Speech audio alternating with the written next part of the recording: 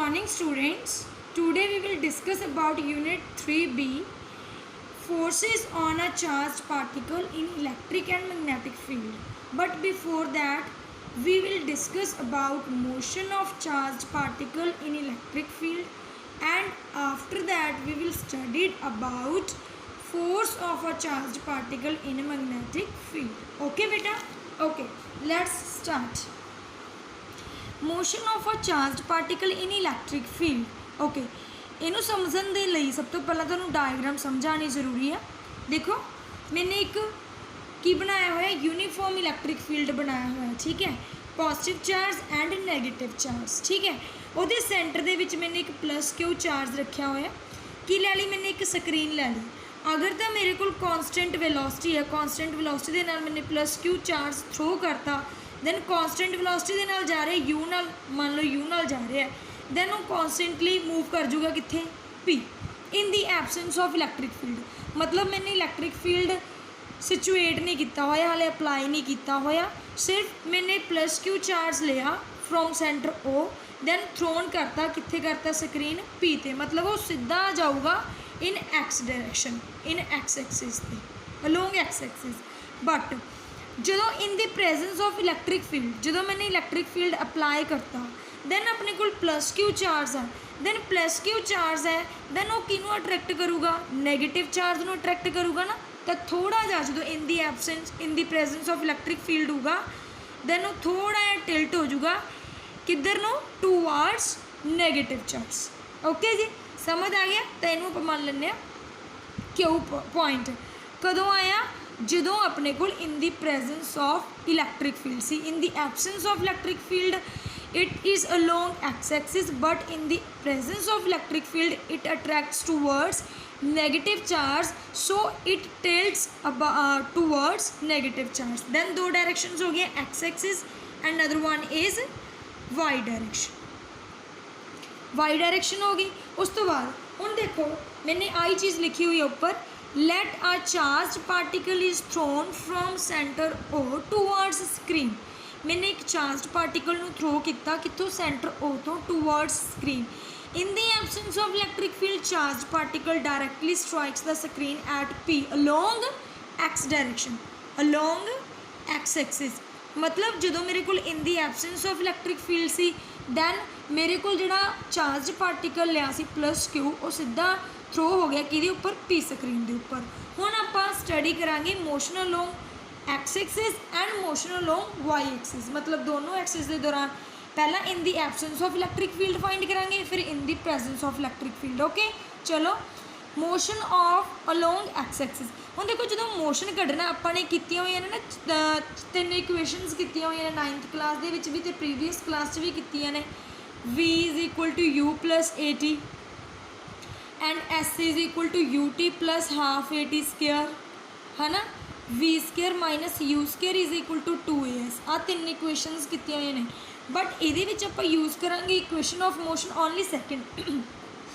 Second क्यों use करांगे, क्योंकि जो आप चार्ज पार्टिकल नू थ्रो कर रहे हैं तो डिस्टेंस कवर कर रहे हैं ना, चाहे वेलोसिटी कॉन्सटेंट आ, एसलरेट नहीं हो रहा, बट डिस्टेंस कवर कर रहे हैं ना। तुसी कहोगे डिस्टेंस तो ये भी आ, बट ये विद रिस्पैक्ट आप टाइम भी कर सकते हैं, इस करके आप ये वाली इक्वेशन में लवांगे। ओके, जो तुसी प्रीवियस इक्वेशन दे क्लास दे विच कीते होणगे पैराबोलिक वाले सम, उदे वांगू या उवें वांगू ही न्यूमैरिकल वांगू ये टॉपिक है। ओके जी, दैन अपने लै लो एस डिस्टेंस है तो आप डायरेक्ट डिस्टेंस मान लें एक्स, तो एक्स ले लिया इज इक्वल टू यू किदे लॉन्ग है एक्स एक्सिस, तो you x T plus half acceleration भी एक्स एक्सिस दे लूँ। बट अलोंग एक्स एक्सिस है, अलोंग अपने को कॉन्सटेंट डायरेक्शन, कॉन्सटेंट वेलोसिटी रह रही है, दैन यू एक्स की वैल्यू की आ जाऊगी, कॉन्सटेंट है। दैन यू एक्स नू आपां की लिख सकते हैं, यू लिख सकते हैं, बट एसलरेट तो हो ही नहीं रहा क्योंकि कॉन्सटेंट वेलोसिटी है। जो एसलरेट हो ही नहीं रहा, दैन ए एक्स की वैल्यू की आ गई 0। दैन अपने को आ गया x is equal to u x t, या फिर x is equal to u x नू की पुट करता यू टी, या फिर x upon u is equal to t. आ समझ आ गया अपने को सिंपल आप ये विद रिस्पैक्ट टाइम भी कट सकते हैं, इस करके मैंने ये वाली इक्वेशन ली है। अब तक मैनू उम्मीद है भी तुहानू क्लीयर हो गया हो ना। ਹੁਣ देखो in the absence of electric field कढ़ रहे सी, बट हुण आपां कढ़ांगे in the presence of electric field. जदों in the presence of electric field आ, इलैक्ट्रिक फील्ड अप्लाई किया होया in the presence of electric field आ, ਆਪਾਂ ਨੂੰ पता भी लग गया plus q charge negative charge वाल अट्रैक्ट हो गया, दैन कुछ फोर्स एक्सपीरियंस हो रही होनी है ताई वो चार्ज नैगेटिव चार्ज वाल अट्रैक्ट हो गया ना। दैन देखो let a uniform electric field is applied in the presence of electric field charge particle experience a force given by भी ਜਦੋਂ presence होगी इलैक्ट्रिक फील्ड की वो नैगेटिव चार्ज वाल अट्रैक्ट हो गया, दैन कुछ फोर्स करके अट्रैक्ट होया ना, दैन मैंने फोर्स लगा ली F is equal to q upon e, या फिर अपने को आ गया क्यू ई आ गया अपने को सिंपल, क्योंकि अपने इलैक्ट्रिक फील्ड का फॉर्मूला किया होया F अपॉन क्यू किया होया ना अपने ये वाला फॉर्मूला, उत्थों आ गया formula simple F is equal to Q E. इनू तुसीं मान लो फर्स्ट इक्वेशन है ना, इनू तुसीं मान लो second equation, and according to Newton second law F is equal to m a, क्योंकि आप चार्ज नूं थ्रो कर रहे हैं है ना स्क्रीन के उपर, वह कुछ ना कुछ मास भी होगा, तो in the presence of electric field वो एसलरेट भी होया, इस करके आप ये वाला फॉर्मूला अप्लाई कर रहे हैं F is equal to m a. इनू मान लो third equation, from third second and third दोनों F दी वैल्यूज़ ने इक्वेट करोगे, equate second and third equation, equate किया था q e is equal to किया गया एम ए, या फिर q E upon m is equal to किया गया ए। हुण जिहड़ी ये एसलरेशन आई आ, ये एसलरेशन कॉन्सटेंट आ अलोंग वाई एक्सिस, एसलरेशन की आ constant but along y axis, देखो वाई एक्सिस भी आ रही है ना अपने को, तो अलोंग वाई एक्सिस मतलब एसलरेशन हुई आ, वेलोसिटी चेंज हुई आ किहदे विद रिस्पेक्ट हुई है अलोंग वाई एक्सिस। ओके जी समझ आ गया।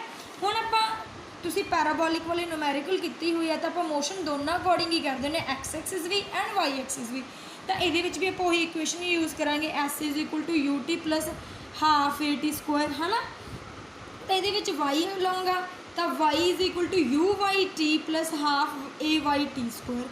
हुण ये वेलोसिटी तो की रह रही है, हुण ये देखो अपने को की हैगी यू वाई आ गया अपने को, इनू आप वाई लेना है ना, तो अपने को आ गया एसलरेशन की हैगी ए वाई नूं तो आप सिंपल ले सकते हैं ए अलोंग वाई एक्सिस ही कड्डी ए वाली पुट कर देंगे, बट यू वाई की वैल्यू की आ जीरो आ, यू वाई की वैल्यू जीरो क्यों आ रही है क्योंकि जो अपनी प्रेजेंस की इलैक्ट्रिक फील्ड की आप तो इनू इधर ही घेरना चाहया सी through a constant velocity, but ये टिल्ट हो गया है ना थ्रू अ एसलरेशन, दैन अपने को तो कॉन्सटेंट वेलोसिटी ही सी यू एक्स यू है ना, तो यह टिल्ट होया है ना in the absence in the presence of electric field, then आप तो इधर नहीं सुटना चाह रहे थे एक्स एक्सिस के अलोंग, बट ये टिल्ट हो गया, तो एसलरेशन की वैल्यू तो आऊगी बट यू की वैल्यू तो अपने को कॉन्सटेंट ही आ, वो अपने को आ गई जी। ओके जी वाई के अलोंग तो अपने सुटना चाहिए नहीं सी, एक्स के अलोंग ही सुटना चाहिए सी, तो यू वाई की वैल्यू की आ गई जीरो। ओके जी दैन वाई की वैल्यू आ गई half A Y T square, A Y की वैल्यू पुट कर दो from fourth equation Q E upon M T square, ठीक है। टी की वैल्यू भी पुट कर सकते हैं from first equation, from first equation T की वैल्यू भी पुट कर सकते हैं, तो टी की वैल्यू की है जो अपने को simple y is equal to half Q E upon M X square U square, क्योंकि टी का स्क्वायर है। ओके हुण देखो आ वाली सारिया वैल्यूज़ कॉन्सटेंट रह रही हैं, अपने को चार्ज भी अपने थ्रो किया कॉन्सटेंट वाला, इलैक्ट्रिक फील्ड भी यूनीफॉर्म इलैक्ट्रिक फील्ड है, मास भी इलैक्ट्रॉन्स चार्ज का फिक्सड ही है, एंड यू कॉन्सटेंट वेलोसिटी के नाल थ्रो कर रहे हैं ये भी फिक्सड है, तो कल्ला चेंज की हो रहा है एक्स, दैन अपने को इक्वेशन बन गई y is directly proportional to X square, ये तो लग रही है ना ये पैराबोला की इक्वेशन है, दैन अपने को आ गया this is the equation of parabola, hence any charge particle thrown in uniform electric field describe parabolic path. Okay समझ आ गई गल मेरी, क्लीयर हो गया। ये वाला अपने +1 के भी टॉपिक किया चंगी तरह, ਵੀ motion along x axis, motion along y axis. ਜਦੋਂ ਤੁਸੀਂ ਵਾਈ ਐਕਸਿਸ ਦੀ ਗੱਲ ਕਰਦੇ ਹੋ, ਕਿਉਂਕਿ ਆਪਣੇ ਕੋਲ ਕੌਨਸਟੈਂਟ ਵੈਲੋਸਿਟੀ ਹੁੰਦੀ ਆ, ਕੌਨਸਟੈਂਟ ਵੈਲੋਸਿਟੀ ਹੁੰਦੀ ਹੈ, ਐਕਸਲਰੇਟ ਤਾਂ ਉਹ ਚੀਜ਼ ਕਰ ਜਾਂਦੀ ਆ, ਕਿਉਂਕਿ ਆਪਾਂ ਸੁੱਟਣਾ ਤਾਂ ਐਕਸ ਐਕਸਿਸ ਦੇ ਅਲੋਂਗ ਚਾਹ ਰਹੇ ਸੀ, ਬਟ ਉਹ ਟਿਲਟ ਹੋਇਆ ਵਾਈ ਐਕਸਿਸ ਦੇ ਅਲੋਂਗ। ਠੀਕ ਹੈ, ਆਪਣੇ ਕੋਲ ਤਾਂ ਇਨੀਸ਼ੀਅਲ ਵੈਲੋਸਿਟੀ ਆ ਰਹੀ ਸੀ, ਇਨੀਸ਼ੀਅਲ ਵੈਲੋਸਿਟੀ ਦੇ ਅਕੋਰਡਿੰਗ ਉਹ ਐਕਸਲਰੇਟ ਤਾਂ ਹੋ ਗਿਆ, but you Y the value ਕੀ ਆਊਗੀ? 0। ਇਨੀਸ਼ੀਅਲ ਵੈਲੋਸਿਟੀ 0 ਰਹੀ ਨਾ। ਓਕੇ, समझ आ गया। आगे नेक्स्ट टॉपिक है, देखो force acting on a charge particle in uniform magnetic field. इदू देखो पहले तो आप मोशन कढ़ना चाह रहे थे, मोशन तो पहला तुहानूं मैं फोर्स करवाऊँगी, क्यों? क्योंकि इलैक्ट्रिक फील्ड की अपन फोर्स पता सी F is equal to Q E, but magnetic field का फोर्स पता नहीं, तो आप पहला इसका फोर्स कढ़ांगे, फिर इसका मोशन नैक्सट टॉपिक के नैक्सट वीडियो के करांगे। ओके जी, चलो देखो force acting on a charge particle in uniform magnetic field. मैंने एक यूनीफॉर्म मैगनैटिक फील्ड सिचुएट किया हुआ, उत्थे मैंने एक चार्ज पार्टिकल ले लिया जिन्होंने मैंने थ्रो करता through angle theta, through angle theta. Then वो जी थ्रू एंगल थीटा मैंने एक थ्रो करता थ्रू एंगल थीटा। दैन आ वाला किहदे नाल मूव कर रहा? वी वेलोसिटी दे नाल, है ना। जो वी वेलोसिटी दे नाल मूव कर रहा, दैन वो क्योंकि वेलोसिटी हैगी वैक्टर क्वांटिटी, तो वो दो कंपोनेंट दे विच टुट गया with theta V cos theta and without angle अपने कोल की आ जाऊगा वी साइन थीटा। आ गया अपने कोल, समझ आ गई गल मेरी, क्लीयर होया। दैन यूनीफॉर्म मैगनैटिक फील्ड मैंने सिचुएट किया होया, मैंने एक चार्ज पार्टिकल नू थ्रो किया through an angle theta. Then वो मूव करूगा charge particle with the v velocity. Velocity अपन पता वैक्टर क्वांटिटी है, वैक्टर क्वांटिटी टू कंपोनेंट्स में टुटती है, v cos theta and v sine theta. Cos theta with angle theta and v sine theta without angle theta. Uniform electric field किवें situate हुंदा? इधर negative north pole हुंदा, इधर south pole हुंदा। Then एवें एवें अपने कोल मैगनैटिक फील्ड लाइनस बनते जाते हैं। ओके जी, चलो मैंने लिखा हुआ in the charge let a charge q is thrown in uniform magnetic field B with the velocity v b at an angle theta। कहते जो in the presence of electric magnetic field अपने magnetic field situate करता north ते south pole, इधर नूं move भी करन लग गया। Magnetic field charge particle experience force की एक्सपीरियंस करूगा? फोर्स किते किते डिपेंड करूगा? जिहड़ा फोर्स एक्सपीरियंस होगा क्यू चार्ज ते मैगनैटिक फील्ड ते वी साइन थीटा, मतलब विदाउट एन एंगल। ठीक है जी, वी साइन थीटा। दैन अपने सारे इक्वेट कर लिया, F is directly proportional to Q B B sine theta. तो डायरैक्टली प्रोपोर्शनल कट के के लगा, के इज़ अ कॉन्सटेंट, इनू यूनिटी मान लिया। सिंपल अपने को फोर्स की वैल्यू आ गई, F is equal to Q B B sine theta. चलो ये कुछ केसिस ने जोड़े MCQs के जरूरी होंगे ने, इस करके मैं करवा रही हूँ cases. If a charge particle is thrown parallel to the magnetic field, कहते जे अपने को आह मैगनैटिक फील्ड आ सिंपल, जे अपने को जो चार्ज पार्टिकल आ वो parallel to the magnetic field होवे, दैन अपने को एंगल कितना बनूगा? थीटा तो 0 ही बन जूगा। जो थीटा 0 बन गया तो ये पुट करो F is equal to Q B B sine 0। Sine 0 कितना होंगे? 0। तो एफ की वैल्यू की होगी 0। तो अपन ये पता लग गया भी जो charge particle parallel to the magnetic field आ, दैन फोर्स कितना एक्सपीरियंस होगा? 0। नैक्सट नोट है, जे अपने को जोड़ा चार्ज पार्टिकल आ वो एंटी पार्टिकल एंटी पैरलल होया, आ अपने को मैगनैटिक फील्ड सिचुएट है ना। दैन अपने को जोड़ा चार्ज पार्टिकल आ वो इधर में चला गया। ठीक है, मैगनैटिक फील्ड इधर में, तो दैन थीटा कितना बन गया अपने को? 180।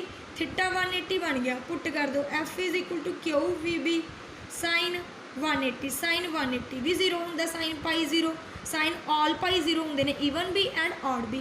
Then F is equal to कितना आ गया? 0। If a charge particle is stationary, हुण अपने को मैगनैटिक फील्ड है तो वो जो चार्ज पार्टिकल आ वो स्टेशनरी पिया होया। जो स्टेशनरी पिया होया दैन वी की वैल्यू की आ गई? 0। जो वी की वैल्यू 0 आ गई, f is equal to Q B B sine theta, v की value 0, then F is equal to क्या आ गया? 0। If a particle is 0 neutral, जे अपने को चार्ज पार्टिकल ही न्यूट्रल होवे दैन अपने को क्यू की वैल्यू की आती है?